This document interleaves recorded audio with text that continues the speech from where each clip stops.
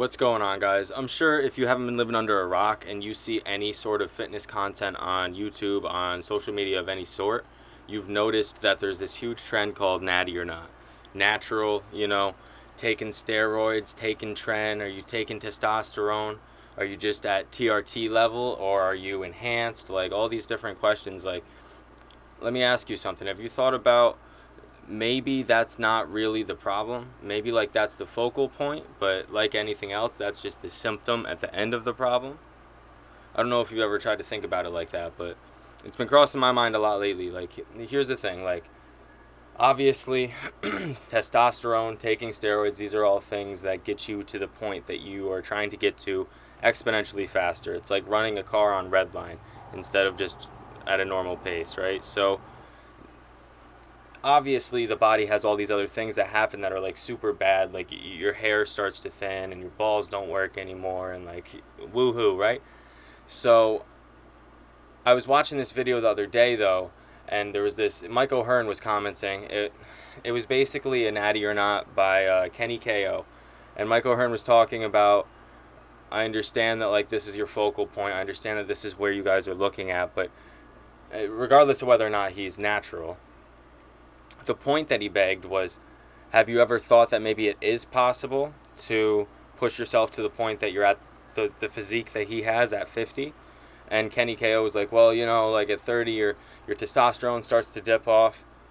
All right, so here's the part where we're going to talk about some things that are like a little bit less, what would the word be? Quantifiable in science. But I do believe as we continue to express interest in these areas and push innovation in these areas, that different forms of testing will become available that are fine enough to really test down to see if these concepts that I'm about to talk about are possible. Now here's the thing. In Eastern medicine, they didn't have this huge spirituality scare that we did over here. Well, obviously they do in a way and in all their own ways, but they weren't shied away from ideas that seem out of the conceptualization of us currently that we would normally call God or religion or voodoo or pseudoscience or things like that. In my belief system, I don't think that there's any of these things are really that mystical once we understand the mechanisms at work.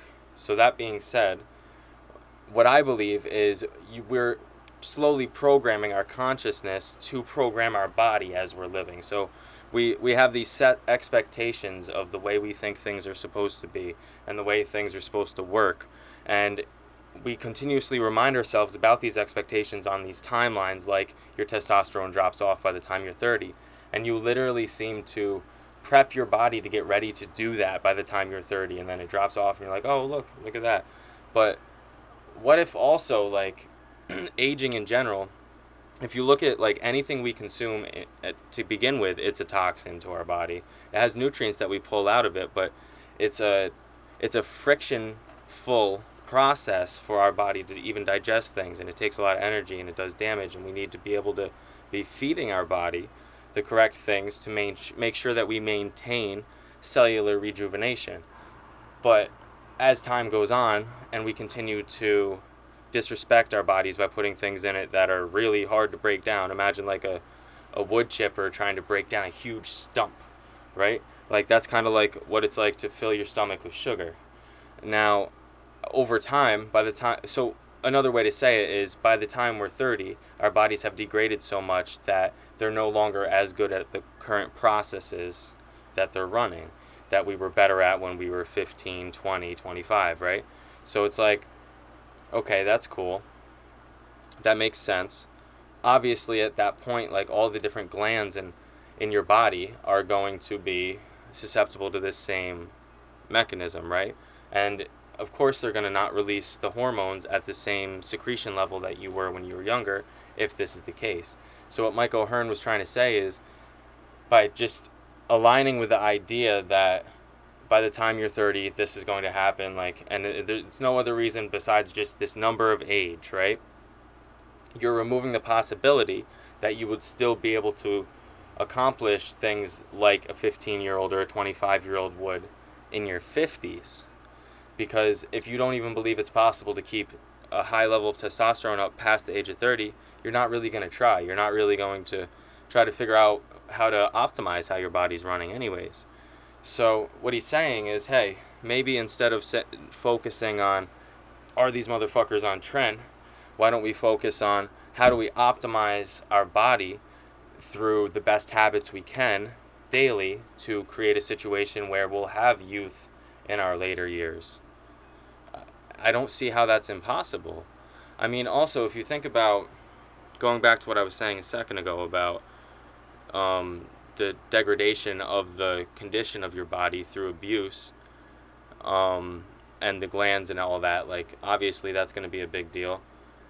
But also, there's another thing to be thinking about there, and like, one of the way that these glands work, and there's a whole bunch of, like, between your pituitary gland, your adrenals, your thymus, all these different glands have crucial parts in secretion of things like testosterone, human growth hormone, serotonin, dopamine, and all of these things can be looked at as when there's A, B, and C chemicals being released, that's one state. And then when you have like D, E, and F chemicals being released, that's an entirely different state. And we have states that are triggered by different things, and most of the time it's almost like an emotional at the top down.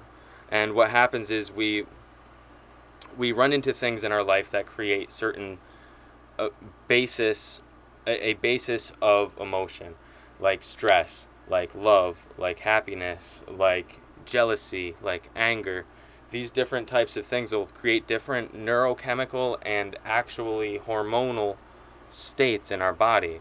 And most people are living in a state of stress because of the types of things that they allow themselves to do in exchange for, say, like a salary, or to stay in a relationship because it's too uncomfortable to go to the other side of that, or to not change your body for the better because it's a lot of work. Like, these types of things will create states in our bodies in which all of these glands are not working at their optimal level. When you're expressing love, you literally secrete human growth hormone. When you're expressing stress, you secrete cortisol, which is like poison to you, and in the high doses that you'll be getting in a stressful situation. Your body's made to adapt. It's made to do whatever it needs to do to keep itself alive. Like, that's evolutionarily speaking, that's what we're trying to accomplish. So when you're trying to build muscle, you're trying to force an adaptation.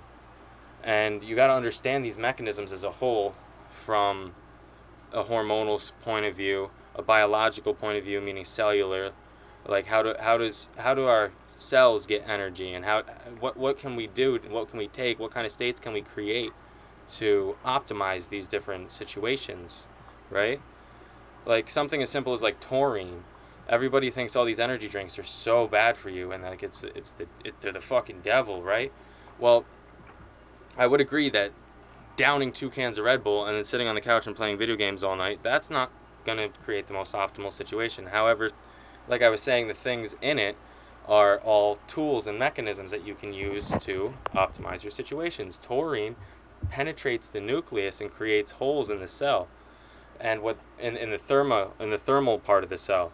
And what that does is it vents the heat and creates a heightened level of thermogenesis, basically. So you got to like understand what all these different things do, and what that would do is basically hike your metabolism up, right? And it would get like all your intercellular energy like heightened, and then the B vitamins, all the different things like we're talking about.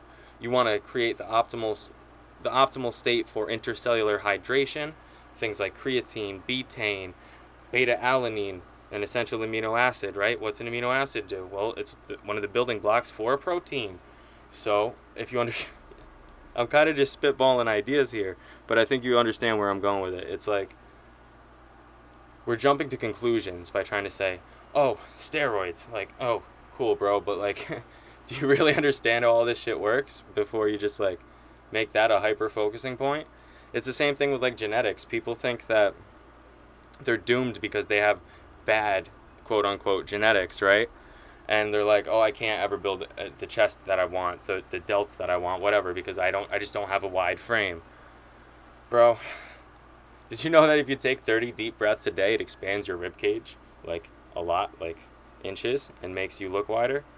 Like, how many of these things are excuses, and how many of these things do we really not have some sort of control over what we're really trying to obtain? Yeah, maybe you can't change the exact way your genetics are expressing, but does that mean you can't reach your goal? Food for thought. Love y'all.